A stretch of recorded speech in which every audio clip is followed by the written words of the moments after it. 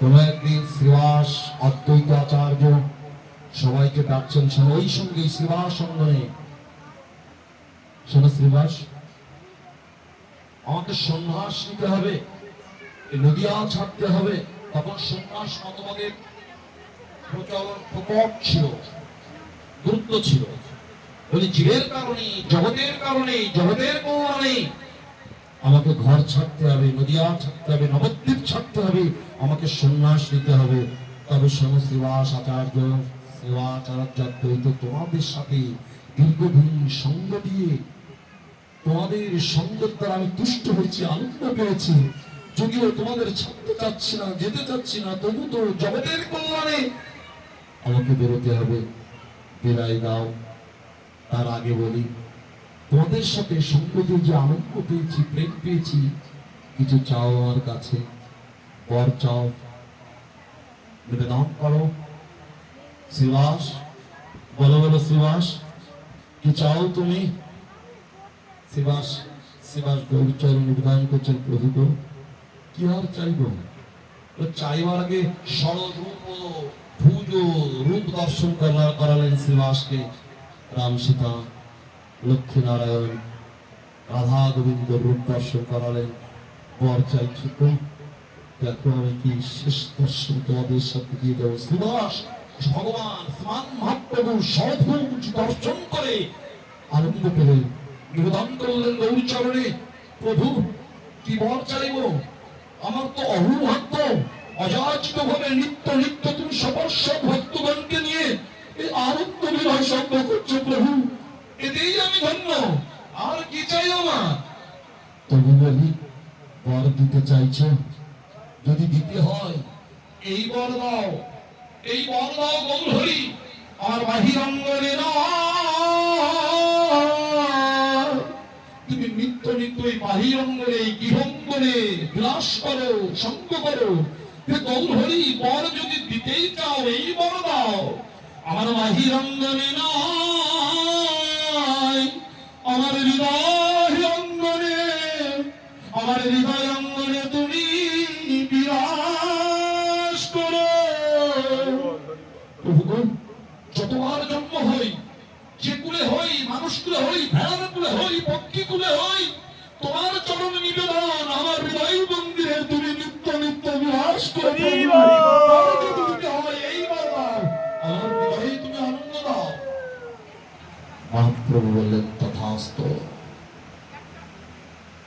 আরে নাড়া, এই নাড়া, অদ্বৈত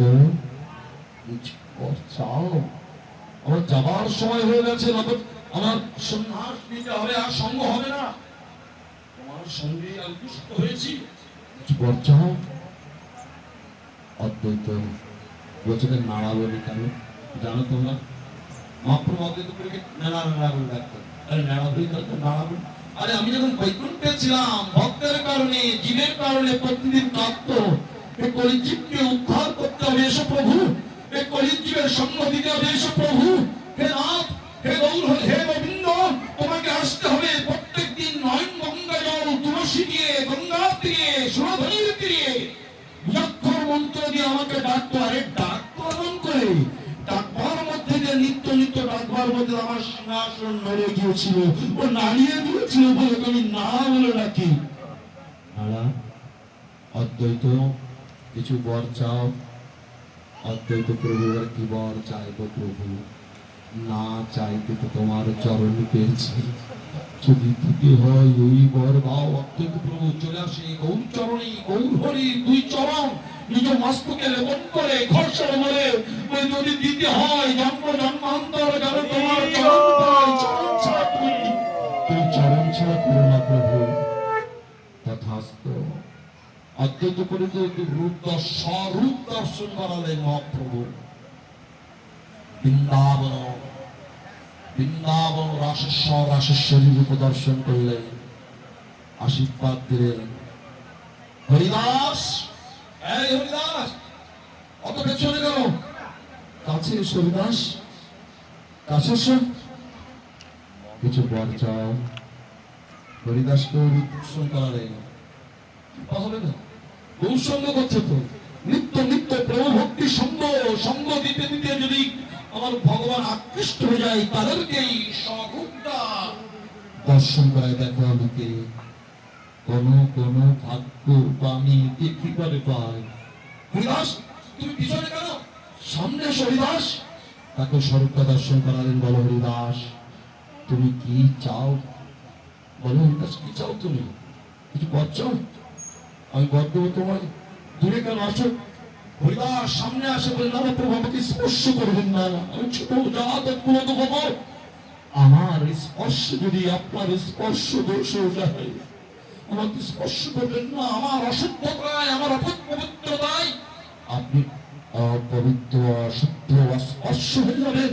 আমি দূরে দূরে আপনার বদন দর্শন, চরণ দর্শন করি এবার আনন্দ। আমাকে স্পর্শ করবেন না মহাপ্রভু।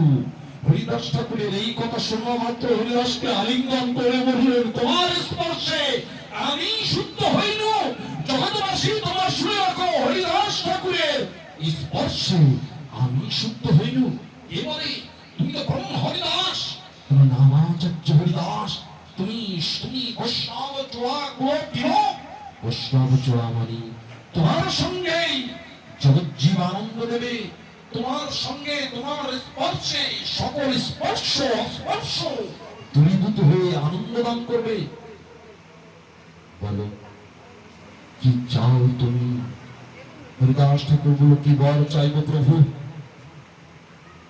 শুধু এই কথাটা বলি, আমার ভজন হলো না প্রভু, আমার ভজন হলো না। জানি আর মানব জন্ম হবে না তো। ভজন না হলে, হরি ভজন না হলে, এই সুন্দর দেহটা নিয়ে ভগবান সেবায় না লাগলে তো পরবর্তী জন্মের মানব জন্ম হবে না। হরিদাস ঠাকুর বলছে, যিনি নামাচার্য, নামের আচার্য, যিনি ভজনের শ্রেষ্ঠ শিরোমণি, যিনি 3 লক্ষ নাম না করে প্রসাদ গ্রহণ করতেন না, সেই হরিদাস ঠাকুর বলছে আমার ভজন হল না প্রভু, জানি মানব জন্ম হবে না। আর আমার এখনো নেমে পারিনি। সাগরের তীরে বসে কেবল নড়ি কুড়াচ্ছি, পাথর কুড়াচ্ছি। তো অতল গহ্বরে কোনো প্রবেশ তো দূরের কথা, কেবল সাগর কুলে খুঁজছি না। বড্ড অভিমান, অহংকার, আমি ভজনীয়, আমি আমিত্ব। আমার হরিদাস ঠাকুর বলছে, মহাপ্রভু কি বর চাইব? ভজন হলো না, জানি মানব জন্ম হবে না, আমার পশুকুলে জন্ম হবে। মুক্ত প্রতিকামার আমার হরিদাস ঠাকুর। দিনের অতিথি বা কয় ভগবান, জ্ঞানী কুলীন মানি পণ্ডিতের বড্ড অভিমান। দীনতা, দৈনতা, নম্রতা, নমনীয়তা, প্রেম ভক্তিতায় ভগবান কৃপা করেন, অন্যথায় নয়। আমার মতন অহংকারী, অভিমান, বর্ণের অভিমান ব্রাহ্মণ কেন কেন থাকবো? জ্ঞানী কুলীন মানি পণ্ডিতের বড্ড অভিমান। ভগবত চরণ লাভ পাওয়া যাবে না, সব পাওয়া যাবে, সব হবে। ভগবত চরণ থেকে অনেক দূরে রাখবেন। সেই দীন দৈন্যদার মুক্তমান, মুক্ত প্রতিকামার হরিদাস ঠাকুর তার ভাষ্য আচরণেই জগদ্দীপকে শিক্ষা দিচ্ছে। মনিরামপুর থেকে, তাহারপুর থেকে ভক্ত আসছে, বলছে হরিদাস ঠাকুর বলছে কি বর চাইবো? ভজন হলো না, মানব জন্ম হবে না, পশু জন্ম হবে। তবে তোমার চরণে নিবেদন, পশুর জন্ম যদি হয়, অন্য কোন পশুর ঘরে জন্ম দিও না, আমায় কুকুর জন্ম করে দিও।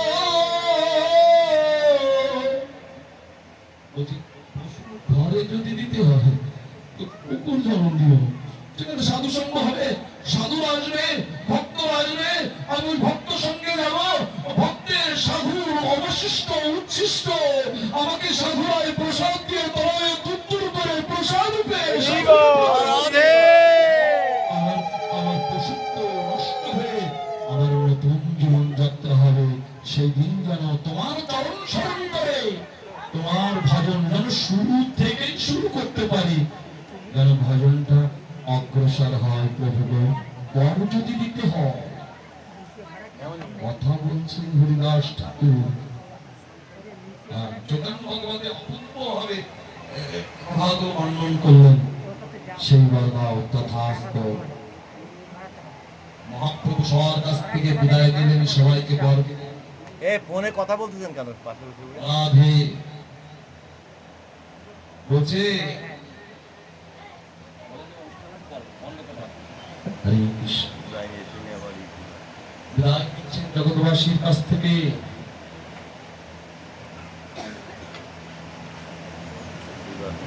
পরিক্রমায় পরিভ্রমণে আছে শ্রীমান মহাপ্রভু গৌরসুন্দর। জগৎ জীবের কারণে জগৎ সংসার, ঘর সংসার। ডান পাশে টিস্যু রয়েছে। বিদায় দাও মা, বিদায় নিচ্ছেন। গেল জগতের কারণে, জীবের কারণে ঘর ছাড়া হতো। ও রাধে, চুপ করো। বিষ্ণুপ্রিয়ার কাছে গেলে, প্রিয়াজি বিদায় দাও। আমার তো ঘরে থাকলে হবে না, জগৎ জীবের কারণে আমাকে ঘর ছাড়া হতে হবে। তোমায় একটা কথা বলি, বিষ্ণুপ্রিয়া বলছে তুমি যে ঘর ছাড়া হবে, কাকে নিয়ে থাকবো, কি দিয়ে থাকবো? মহাপ্রভু বললেন আমার এই আদেশটা তোমায় দিয়ে গেলাম, এই কর্মের মধ্যে থাকলে, এই আদেশ সম্পন্ন করলে আমি তোমার কাছে নিত্য নিত্য আসবো, আমাকে পাবে। ভজ শ্রী কৃষ্ণ, কহ শ্রী কৃষ্ণ, লহ শ্রী কৃষ্ণের নাম রে। যেই জনা কৃষ্ণ ভজ, সে হয় আমার প্রাণ। ভজ শ্রী কৃষ্ণ। বিষ্ণু, তুমি আমার কৃষ্ণ ভজন তোমাকে দিয়ে যাচ্ছি নিত্য নিত্য, সদা সর্বদা আমার কৃষ্ণ নাম গুলো কীর্তন করবে। সবাইকে জানিয়ে দাও, যে কৃষ্ণ ভজন করবে সে আমার প্রাণ। তুমি করবে এই ভজন, কৃষ্ণ নাম ভজন করতে করতে তুমি মাঝে মধ্যে আমাকে পাবে। কেউ পেতেও তাই। বিষ্ণুপ্রিয়া নিত্য নিত্য মহাপ্রভু ছেড়েছে ঘরে মাঠে, কিন্তু সঙ্গ ছাড়া করেনি। আসলে মহাপ্রভু বিষ্ণুপ্রিয়া বলছে জগৎ জীবের কারণে, জগৎ সংসারের, জগতের কল্যাণে ঘর ছাড়া হচ্ছে। জগৎহিতকারী তুমি, তবে তোমায় বলি শোনো, তোমায় বলি শোনো গৌর হরি, আমি যদি আমার গৌর হরিকে না পাই, কথাটা বললেন, ঘর ছাড়ছ, আমাদের ছেড়ে চলে যাচ্ছ জগতের কল্যাণে, কৃষ্ণ ভজনের কথা বলছ। আমি বলি তোমার, আমি তোমারই বলি শোনো, আমি যদি আমার গৌর হরিকে না পাই, তুমি তোমার কৃষ্ণকে পাবে না। তুমি কৃষ্ণ ভজনের কথা বললে আমি জগৎবাসীকে এই বলবো, ভজ গৌরাঙ্গ কহ গৌরাঙ্গ, লহ গৌরাঙ্গের নাম রে। যেই জন গৌরাঙ্গ ভজে, সে হয় আমার প্রাণ রে। ভজ গৌরাঙ্গ কহ গৌরাঙ্গ। তুমি কৃষ্ণ ভজনার কথা বলছো, তুমি কৃষ্ণ ভজন দিয়ে, কৃষ্ণ সেবা সঙ্গ দিয়ে জগৎচিত্তকে আনন্দ দিচ্ছ। সেই আনন্দের মুক্ত প্রতিজ্ঞা আমি আমার জগৎবাসীকে বলবো, আমার গৌর হরি যে তার পরিচয় দিয়েছে, সবাই মিলে গৌর হরি গৌর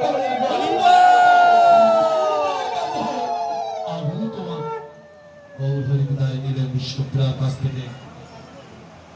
অনেকদিন হয়ে গেল সিংহাসে সারা ভারতবর্ষ পরিক্রমা করছে, জগতের কল্যাণে, জীবের কল্যাণে, দেখতে দেখতে অনেক বছর হয়ে গেল। মহাপ্রভু কোন একদিন মনে পড়লো, আমি অনেকদিন নদীয়াবাসীকে দেখি না, আমার প্রাণপণ ভক্তগণ, তাদের সঙ্গ হয় না।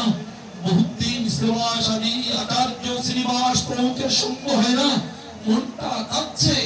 কয়েক বছর হয়ে গেল পরিক্রমণে, মন কাঁদছে, যাই যাবো তোমাদের দিকে। মন যে ইচ্ছা সেই চলে আসলেন মহাপ্রভু। মহাপ্রভু আসলেন।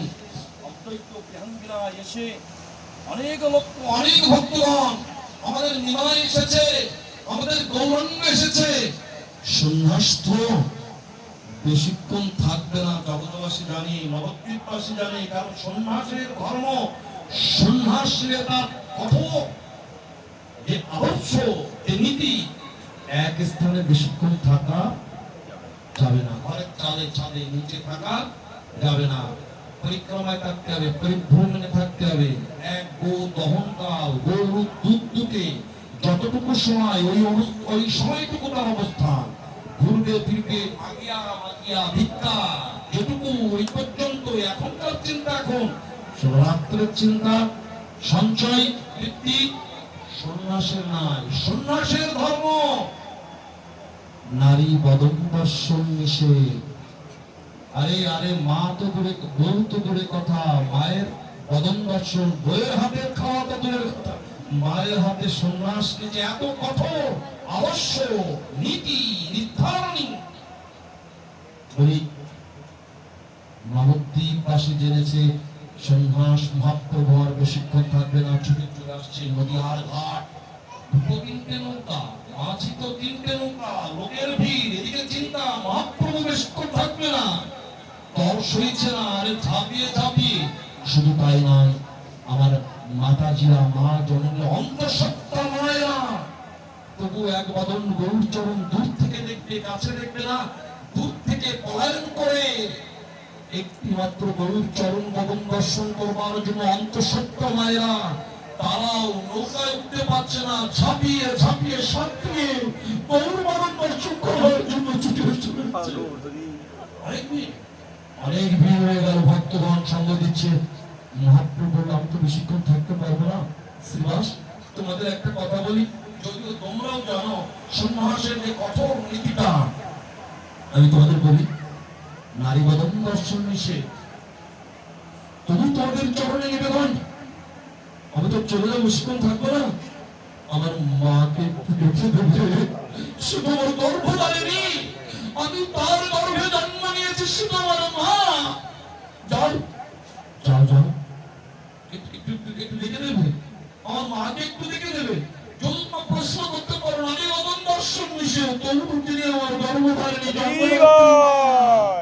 আমার মহাপ্রভু শুধু সংকীর্তনের পিতা নয়, আমার মহাপ্রভু সাক্ষাৎ চট্টভুবনের গুরু নয়, আমার মহাপ্রভু সাক্ষাৎ শুধু ভগবানই নয়, আমার মহাপ্রভু মহাবদন্যার মুক্ত প্রতীক। শুধু তাই নয়, আমার মহাপ্রভু পিতৃ মাতৃ ভক্তি অটুট ছিলেন। মাতৃভক্তি পিতৃভক্তি বলছে, তো মাকে ডেকে দেবে। চলে গেলেন সচিরঙ্গিনায়, ভক্ত চলে গেল। ও সচিমা, তোমার মহাপ্রভু, তোমার ছেলে নিভাই এসেছে, যাবে দেখতে। যেই না শুনেছে আমার নিভাই এসেছে, দৌড়াতে দৌড়াতে, আরে আরে, বিষ্ণুপ্রিয়া রন্ধন করছে, নাম বদনী, হরে কৃষ্ণ নাম করে, একটা করে চালের দ্বারা এই যে মহাপ্রভু বলে গেছে, আজও রক্ষা করছে। ঘরে এসে বলছে, মা গো, বিষ্ণুপ্রিয়া, যাবে তুমি? তোমার প্রাণনাথ এসেছে, প্রাণবধূ, তোমার স্বামী আমার নিমাই, বেশিক্ষণ থাকবে না, যাবে তুমি? মহাপ্রভু বললেন, না মা, আমি যাব না। তুমি যাও মা। বলে, কেন? বলে, আমি যাবো না এই জন্যেই, শুনেছি আরে তোমার ছেলে বিদায় নিয়েছে, বিদায় গেলেও আমাকেও জানিয়ে দিয়েছে। জগতের কল্যাণে, জগতের সকল সন্তানের মঙ্গলার্থে তোমার সন্তান ঘর ছেড়েছে। আমার জগৎ স্বামী, আমার গরুর হরি, সকল স্বামীর কল্যাণার্থে, জীবের কল্যাণার্থে আমাকেও ঘর ছেড়েছে। শুনেছি সন্ন্যাস যখন নেয়, নারী বদন দর্শন করা নিষেধ আছে। ও মা, তোমার ছেলে তো জগতের কল্যাণে বেরিয়েছে, আমার বদন দর্শন করাতে যদি তার সন্ন্যাস ধর্ম নষ্ট হয়ে যায়, জগতের কল্যাণ হবে না। বলে কাঁদছে কাঁদছে কাঁদছে কাঁদতে কাঁদতে বস্ত্র অঞ্চল ভিজে গেছে। মাগো, আমি যাব না, জগতের কল্যাণে আমি তাকে বিদায় দিয়েছি, জগতের আনন্দ দিক। আমার সেই আনন্দ, আমার দুঃখ আর রইবে না। যদি জগতের আনন্দে, জগতের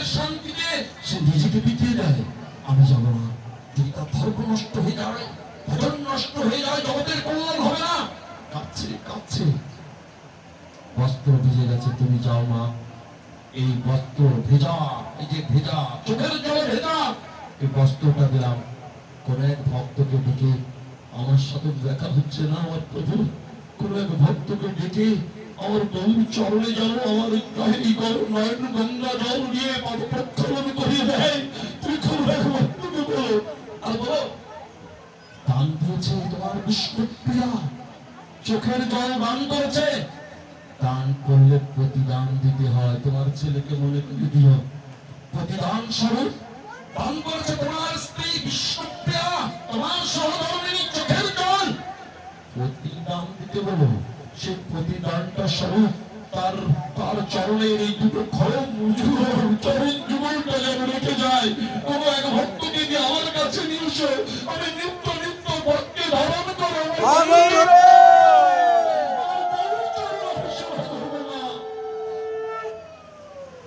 সচিমা আসে, সচিমা এসেও গেছে।